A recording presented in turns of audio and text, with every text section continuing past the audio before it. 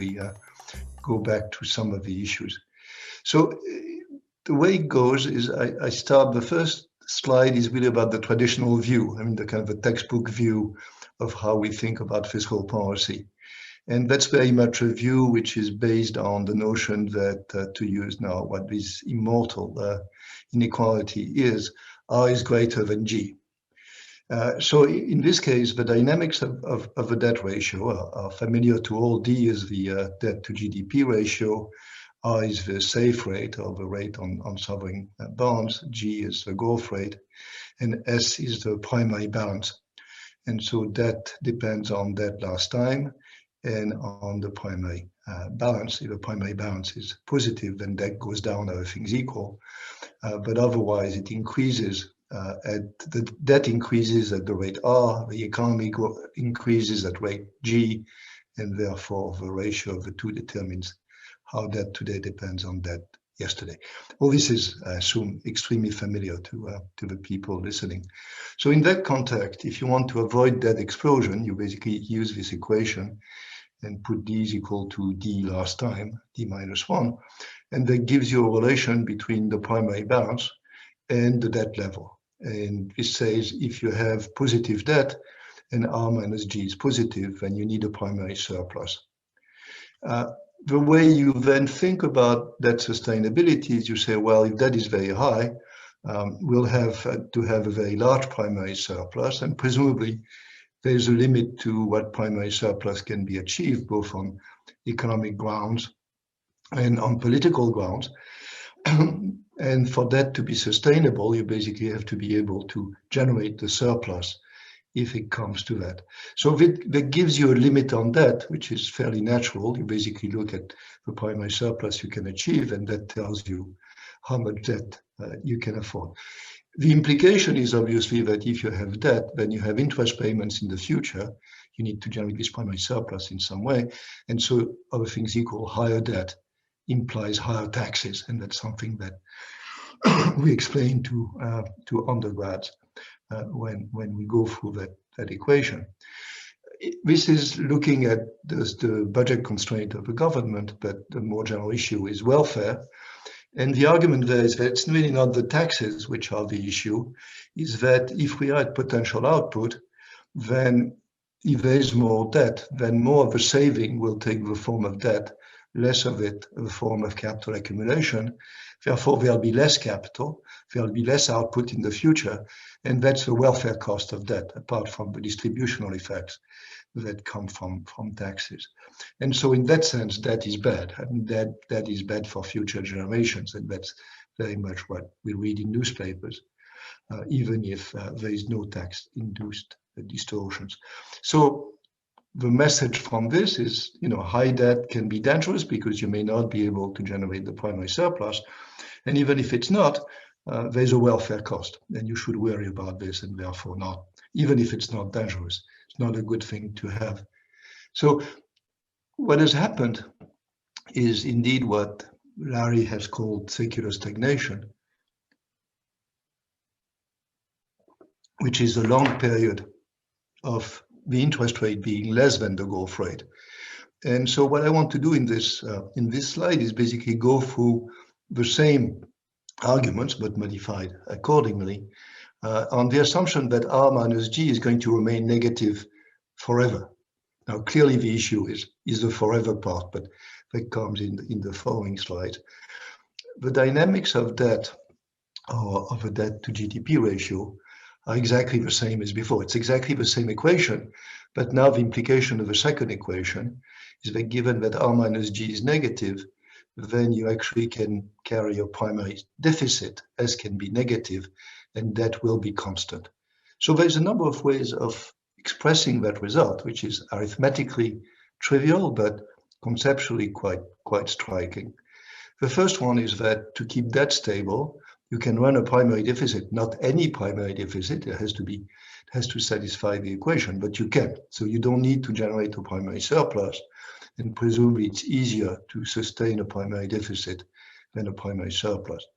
The second is maybe more paradoxical, is that no matter what the primary deficit is, debt will not explode. So for any given level of primary deficit, maybe even very large, debt will increase but converge to something. So the notion of a debt explosion just goes away.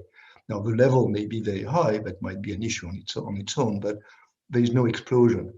Then the third one is the one which I find most difficult to convince people of, but it clearly follows from the algebra, which is you can issue debt, so you have a deficit for 1 year, then you go back to the level of spending that you had before, and you will never need to repay the debt in the sense that you don't have to raise taxes ever again. And the reason is that the debt to GDP ratio, which has increased as a result, will slowly go down and go away without you ever having to raise revenues and therefore taxes. So it looks like, debt is nearly free. Now, the issue when I say this is, and if people think hard, they say, well, but who pays for the debt? I mean, how can it be if it's not the future taxpayers? And the answer, it's the current and future investors who are willing, in effect, to lend to the government at very low rates. And that's basically how the debt is repaid. But it's repaid clearly voluntarily by the people who hold the sovereign bonds. So there's no mystery. It's the way it is actually decreasing over time. So that's all arithmetic. I was going to say algebra, but it's really arithmetic. And that's clearly important in terms of thinking about what the state can get away with.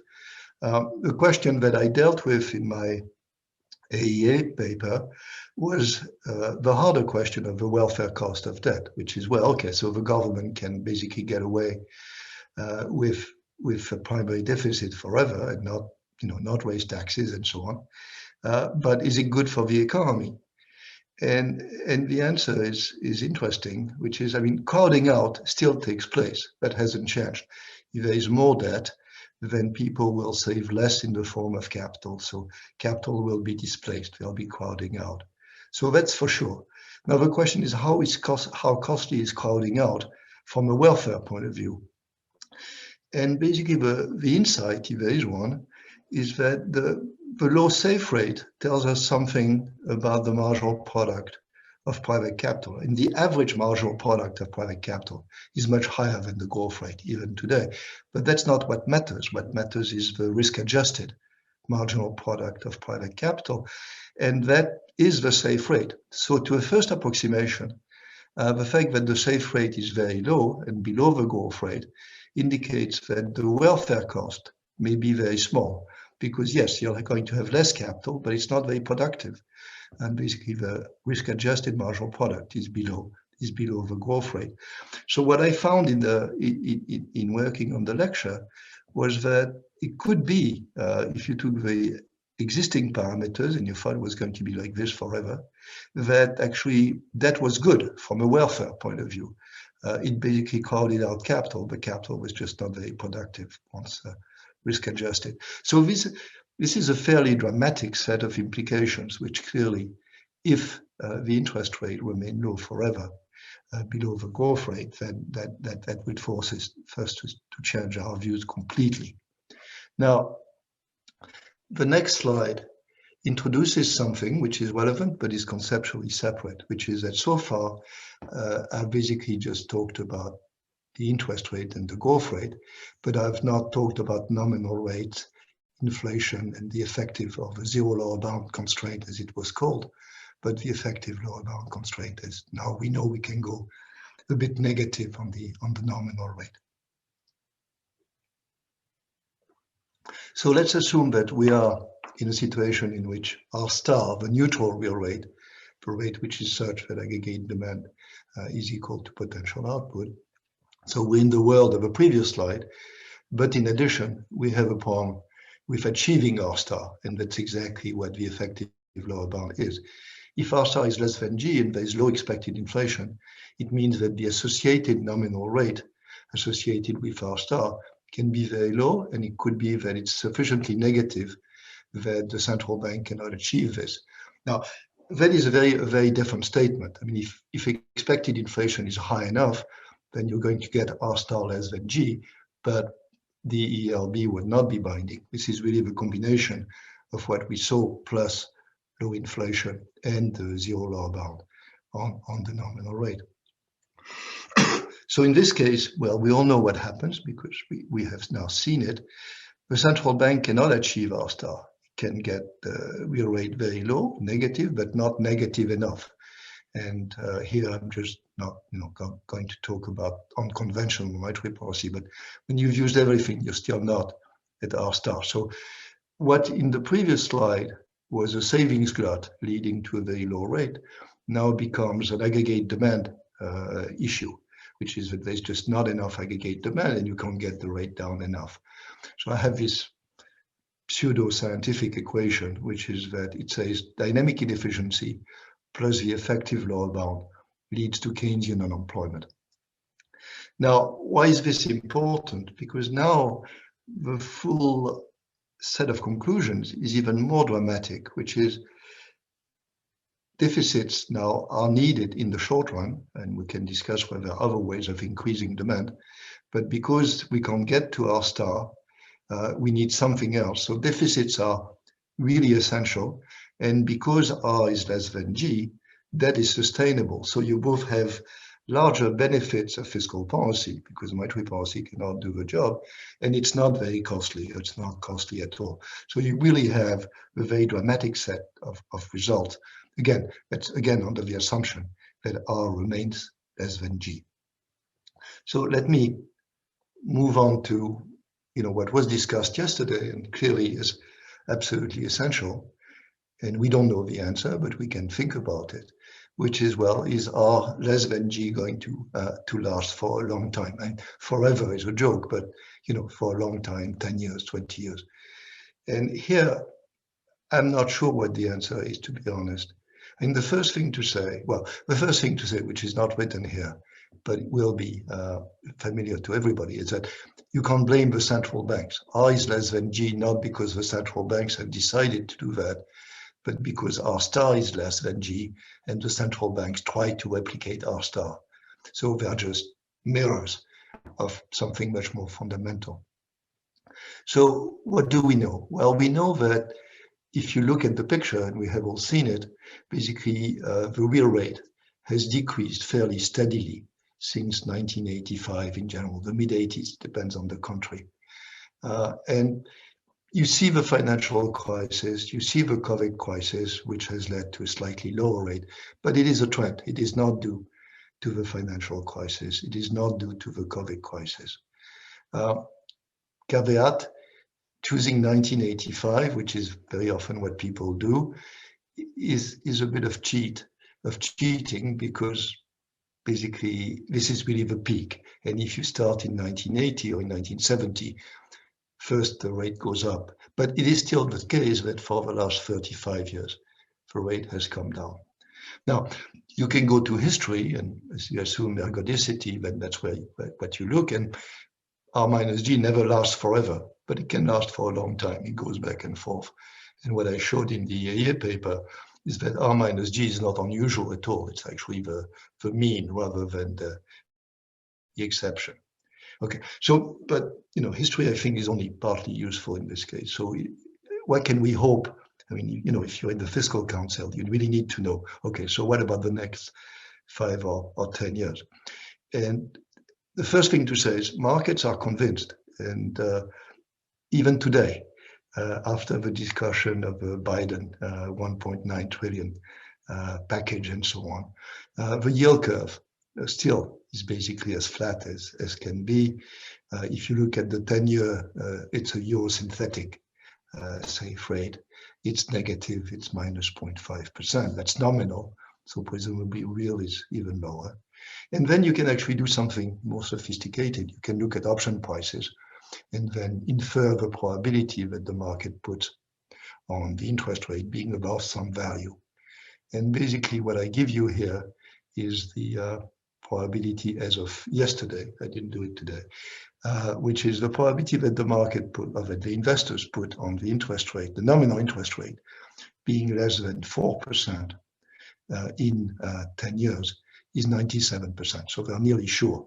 And 4% is a useful number, because if we think of growth as 2% real and 2% inflation, then this says that they are basically nearly sure that the interest rate will be below the growth rate in the next in 10 years.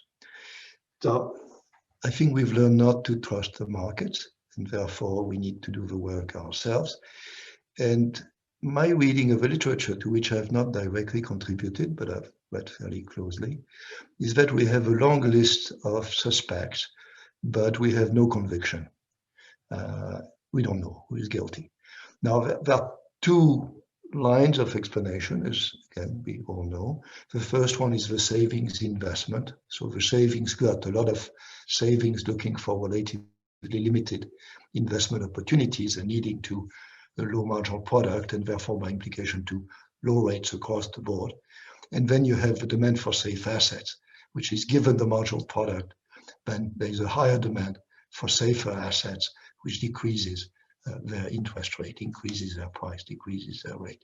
So if I go through each one, I find that, ex post, they're perfectly plausible, but not totally convincing.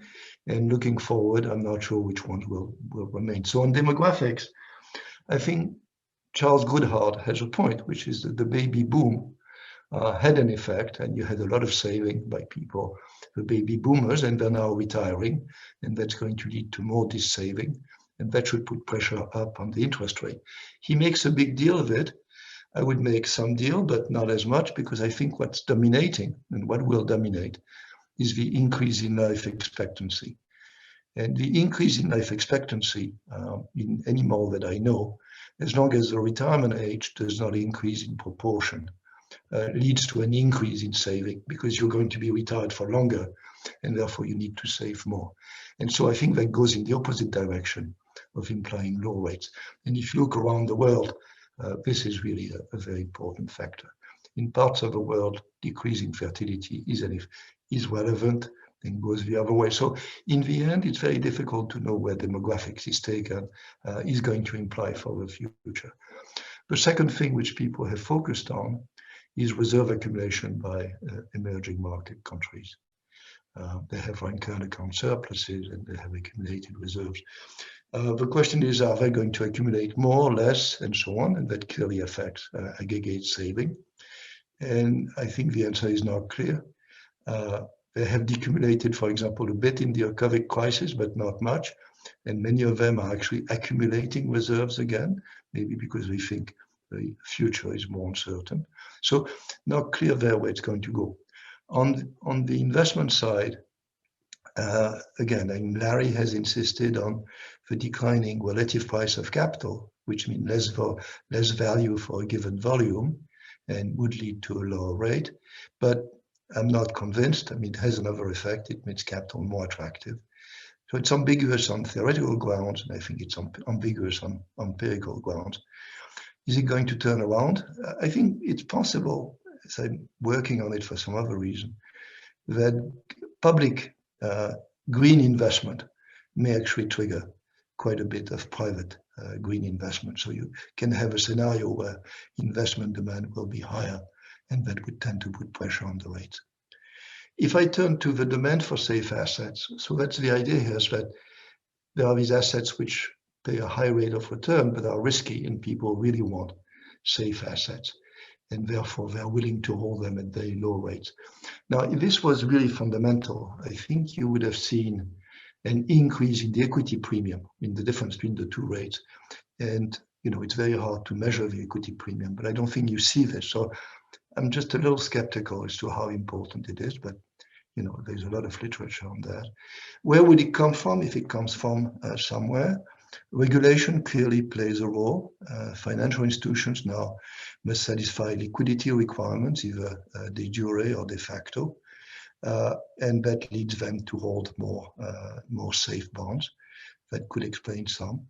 The other way it would happen is if there's either a higher risk or higher risk aversion in the world. Higher risk, I'm not sure I see it. I think the world is risky. I'm not sure it's riskier than it used to be.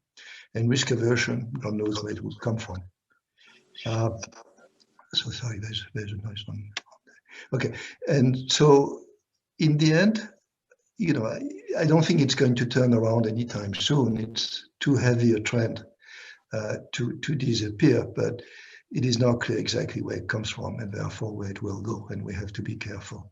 Now, one way in which we know it should increase, other things equal, is indeed if we increase that, that is going to basically, increase the equilibrium rate. Forget the risk, just the fact that there is more supply. Now, this is something that we really do not know anything about, which is the effect of, and you have to think, I think, of a global market here, an increase in public debt. What is the effect on the rate of return on public debt, ignoring risk, ignoring the fact that the risk of default may increase. And basically at this stage, it's so hard because the movement in debt is so slow that it's very difficult to be sure. The estimates are between 2 and 4 basis points per 1% debt to GDP ratio from the literature. So if debt to GDP increased in the world by 25%, that ratio, that would imply an increase in the safe rate of 50 to 100 basis points. It would not change the inequality, but it would clearly cancel some of it. So I think we have to be very careful. That takes me to the last slide I want to discuss in some detail.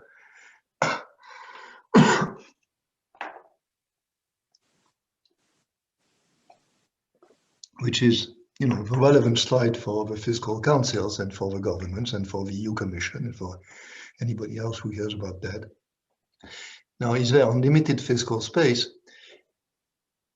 By, even in the most extreme case, there is not, because at some stage, if you issue enough debt, then through the mechanism which was at the bottom of the previous slide, the interest rate will end up being greater than G.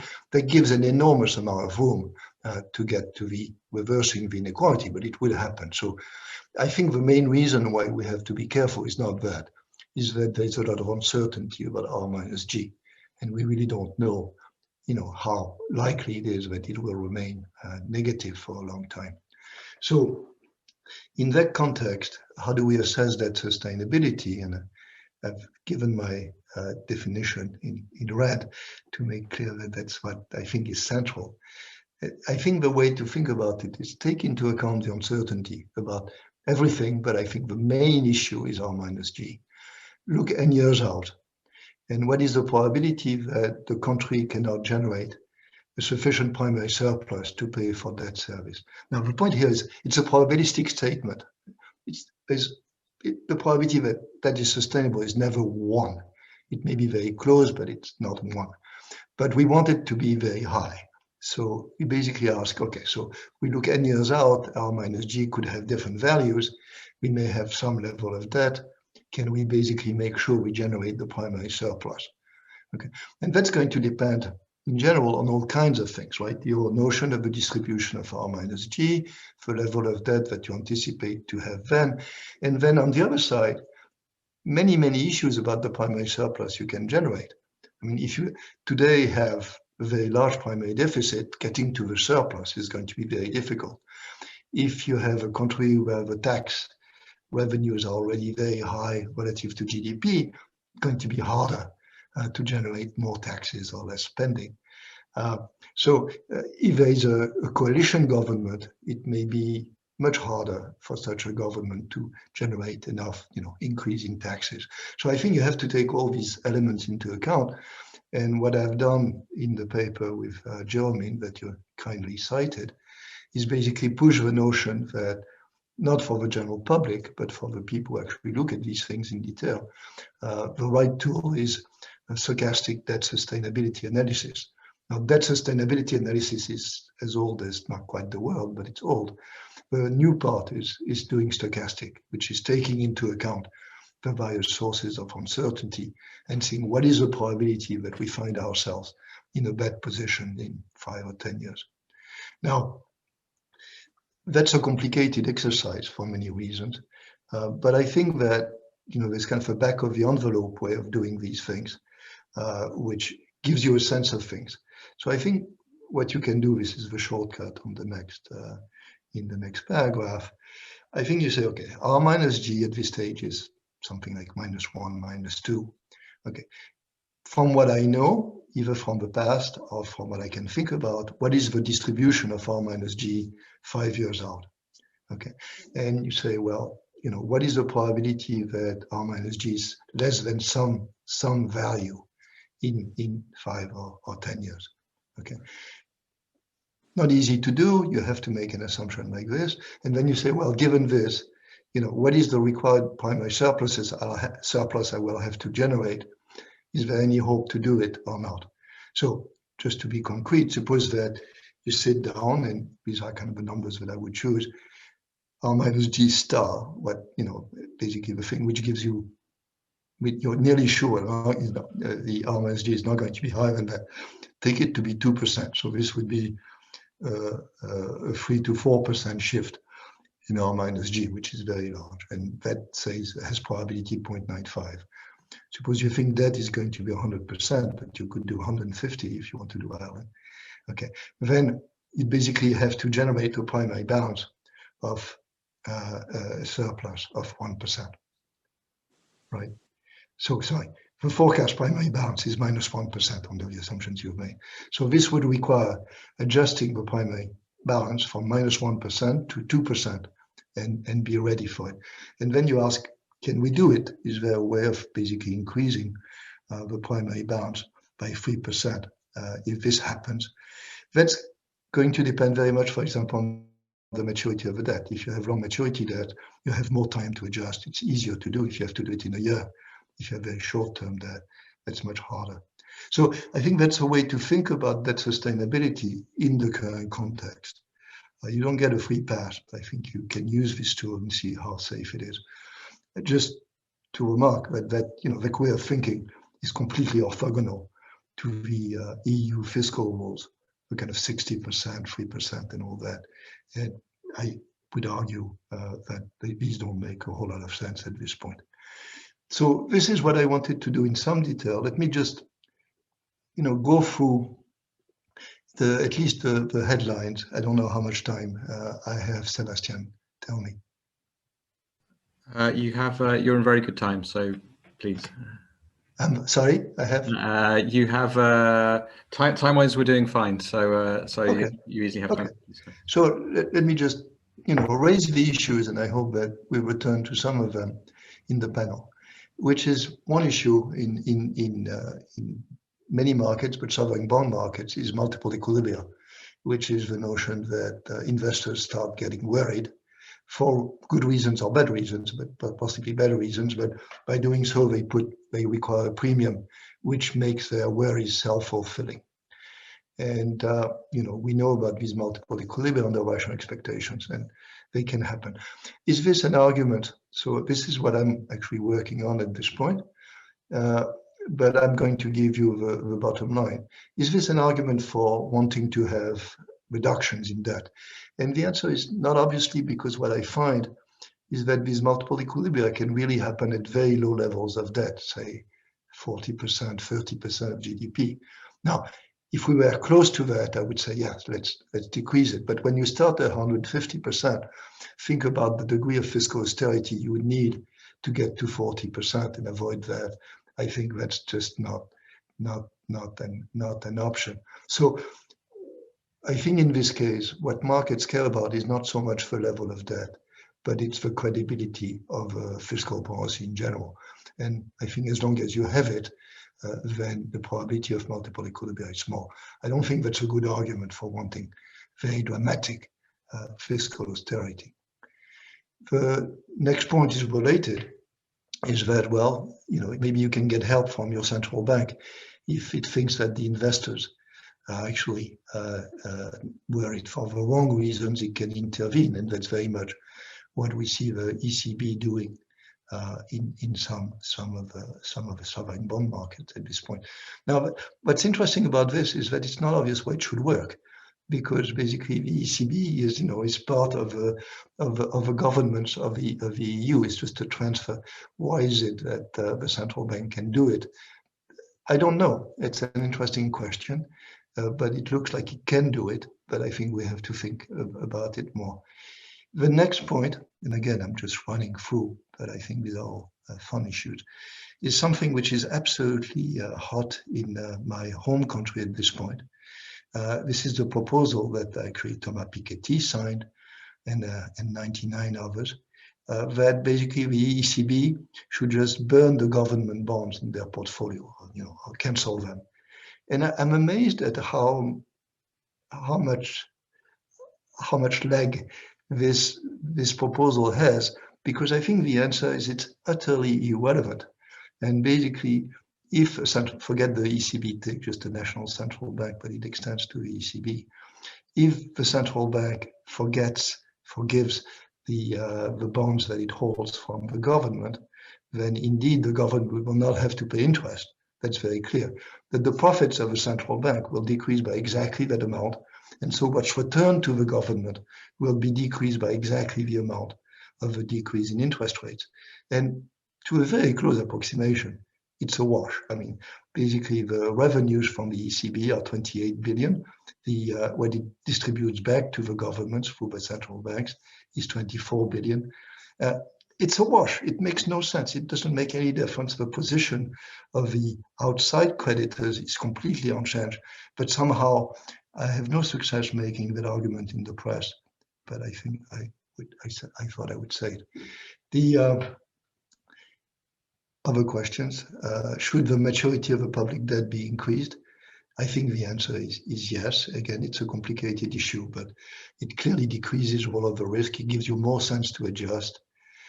It does all kinds of things. And I think on that, that's something the government should do. They should explore how steep the bank curve is at various maturities. But I think that's something that they should do. The last point here is actually relevant, which is that you have the tug of war, which I think is slightly unconscious, but is there, between QE, which decreases the maturity of the consolidated debt, right? It basically buys long debt and issue reserves, which are zero maturity debt, and the maturity extension by treasuries. And in the end, what matters is more or less the net position, but it's not coordinated at all, which I find interesting. Proper fiscal policy, let me just maybe shift public investment. And the only thing I would say here, and because that's an issue which is going to come up, I mean, for example, the infrastructure plan of the US administration, is that, I mean, clearly public investment should take place until the social marginal product of capital, risk adjusted, is equal to R. So you should do all the public investment that you need to do, which is much more than what is done today. But I think the issue is whether it should be automatically financed by debt, which many people take as given. And I think that's very far from obvious. I mean, if the investment doesn't have financial returns, which sometimes it does, user fees and so on, but typically does not, then there is an increase in debt, and you can't just ignore it. So it seems to me that in general, we should do all the public investment we need, but it should be partly debt financed and partly tax financed. That is not a free pass again. And then let me just probably stop here.